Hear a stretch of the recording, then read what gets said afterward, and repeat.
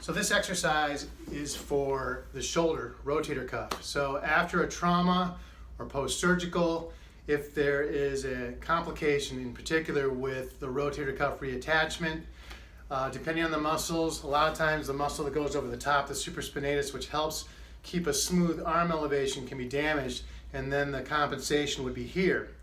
With the muscle that's below that ridge of the shoulder blade, that bone line, that one below, they call that spinatus, so the infraspinatus muscle, that primary function is external rotation. And if that's not connected, then the compensation will be when they go to lift the arm, or a patient will go to lift the arm, they'll have to kind of do this shrug because there's nothing happening here. Now, the big debate is whether or not can we train whatever's left to try to take over for that deficiency. So the only way to do that is to find out, and that's through tons of repetitions, thousands and thousands of repetitions, which means when you're doing sets, you're doing sets for several minutes. So I would say shoot for repetitions of 100, and you want to do that in a range of motion that's pain-free, and you also want to try to be very, very particular on symmetry. So if I have a situation where I go to lift my arm up, and then this, let's say my left one is the problem, then I have this problem. So then I don't want to be trying to do two-handed activities where this shoulder is trying to keep up with something it can't do.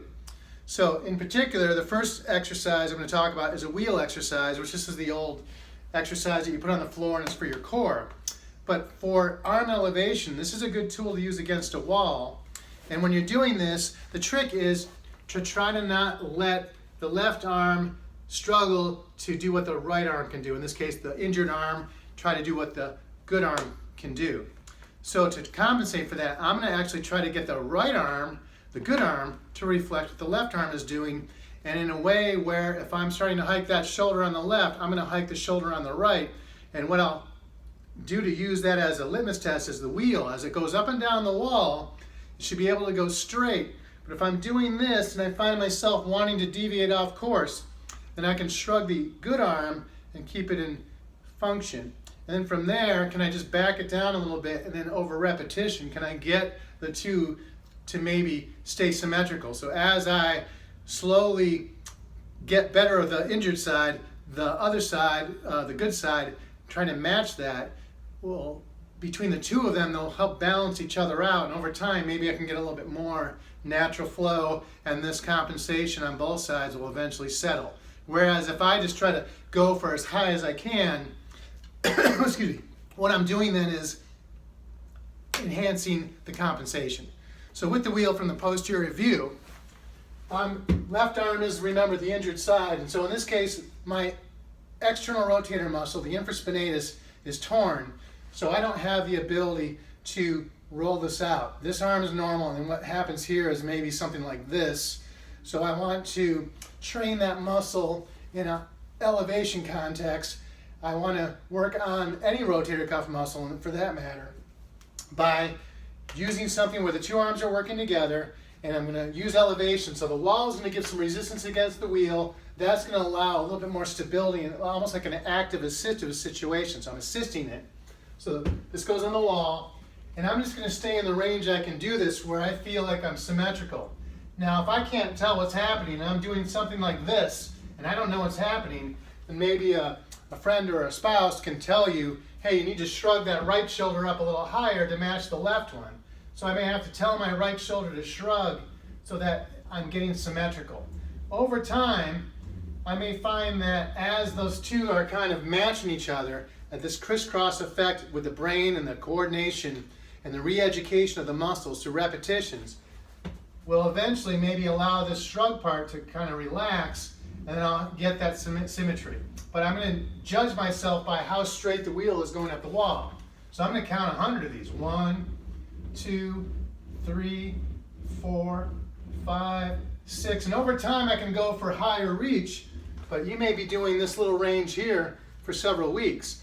Because if you start to deviate and go asymmetrical when you try to get that equal, but you keep going too early, then you're going to just basically train your body to do some compensatory asymmetrical behavior. So that would be what you try to do with a wheel exercise in terms of up and down. If you don't have a wheel and you don't want to buy one, then get maybe a cleaning cloth or something that will slide on the wall like a towel. I'll grab that right now. So something like this, And then I could go maybe on the door, which is a little bit more sliding ability here because it's smoother. And then from there I can kind of work. I'm leaning maybe about 5 or 10% of my body weight into the door, and I'm just doing this little cleaning and polishing the door type of activity. And over time, if I see this, I want to back down and maybe shrug the shoulder on the right a little bit. And then over time, as that gets tired, these muscles start to fatigue, maybe I'll expose that remaining musculature that I'm trying to train and get that symmetry again, so that eventually I have this, and then I won't have so much of this. I'll have that ability maybe to raise that arm and have good mechanics within the joint. So try that as a strategy for elevation or forward motion of the arm for reaching when there's retraining of the rotator cuff musculature. Good luck with that. Kind of got a little hoarse here.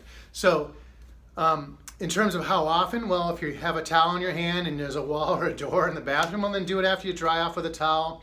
If you're in the kitchen and there's towels around in the kitchen, then while you're waiting for things to cook, you can do it set on any section of a wall or a pony wall or a corner, and just get creative where and when you do it. Again, thousands of repetitions, so I would say hundreds at a time, and then rest. If there's any pain at all, you're going too far, and if you find that you do that and then you're getting this residual signal, then you want to maybe ice that and say, well, next time I'm going to back off my repetitions or my intensity and build my way back up again.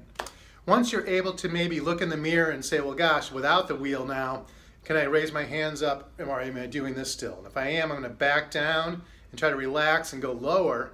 Or if this comes up, I'm going to make sure the right one comes up with it, so you can kind of train yourself to feel symmetrical again. And that will be a two-way street. Whereas if you just go blindly and just get impatient and just do repetitions without being mindful, you're not going to get a good quality response and a good retraining. So keep that in mind when you're doing that type of exercise. So that's one suggestion for trying to just retrain the finesse and the movement of the joint. All right, good luck with that. I hope that helps.